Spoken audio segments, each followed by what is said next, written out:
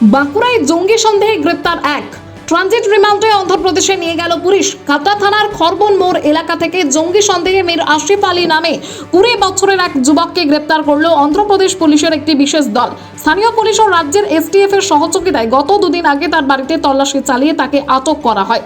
জানা গিয়েছে, ধৃতের বিরুদ্ধে আন্তর্জাতিক জঙ্গি সংগঠন আইএস ও আল কায়দার সঙ্গে যুক্ত থেকে বাংলায় মডিউল তৈরির অভিযোগ রয়েছে।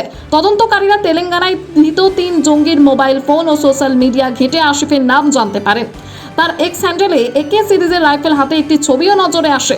এছাড়াও বিভিন্নভাবে দেশবিরোধী কার্যকলাপ নজরে আসে পুলিশের, যার ভিত্তিতে এই অভিযান চালানো হয়।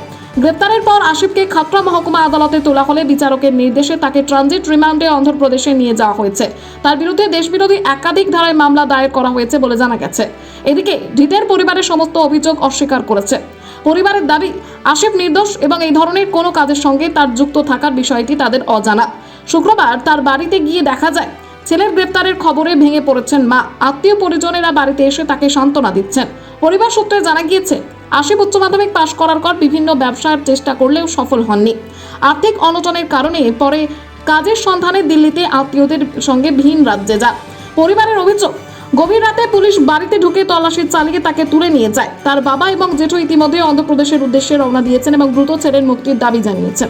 অন্যদিকে বাঁকুড়া জেলা পুলিশের পক্ষ থেকে বিস্তারিত কিছু না বলা হলেও জানানো হয়েছে, অন্ধ্রপ্রদেশ পুলিশের 4 সদস্যের একটি দল এসেছিল এবং তাদের সহযোগিতায় একটি অভিযান চালানো হয়।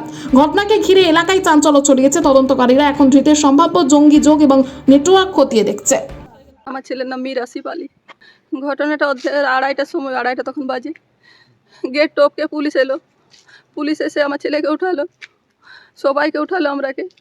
তারপর বললো যে আমরা টাকার ইনকোয়ারি করতে এসেছি, কারো টাকা কারো অ্যাকাউন্টের বোধ হয় ঢুকে গেছে। ওই বলে ঘর ঢুকেছে।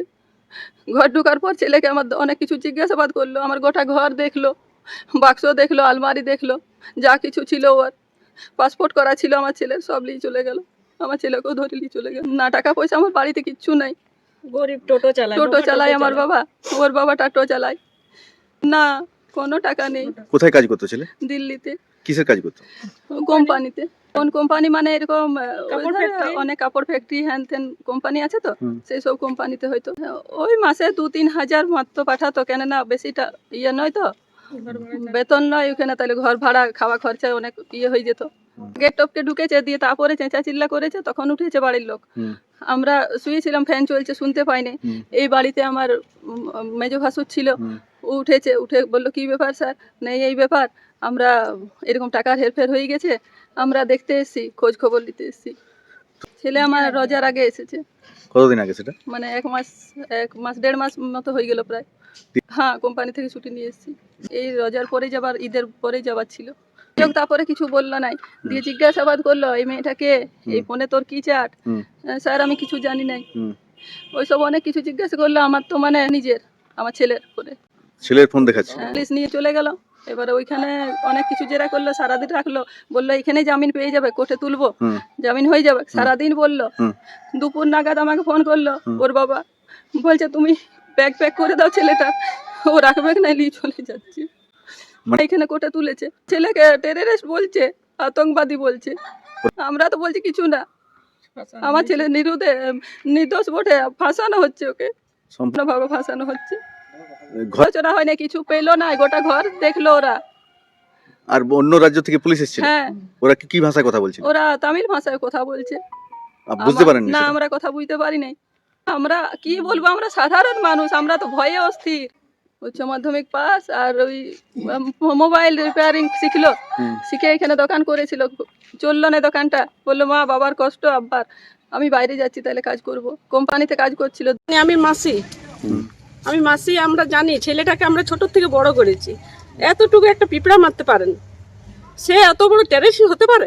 এটা সম্পূর্ণভাবে ফাঁসানো হয়েছে। এটা মিথ্যা কথা বলছে, এটা কোনো প্রমাণ নাই, কোনো প্রমাণ নাই। বাড়িতে টোটো চালায় ওর বাবা, খেটে খায়।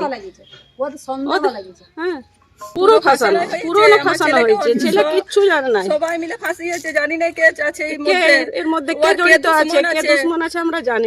ঘরে ফিরে আসুক আমাদের ছেলে। আমাদের অত সামর্থ্য নাই, হ্যাঁ, টাকা পয়সার দিক থেকে অত সামর্থ্য নাই যে আমরা ছেলেকে আনতে পারবো। আপনার কোনো চেষ্টা করুন, আপনারা চেষ্টা করুন যেমন ছেলে আমাদের ভালোভাবে আসতে পারে।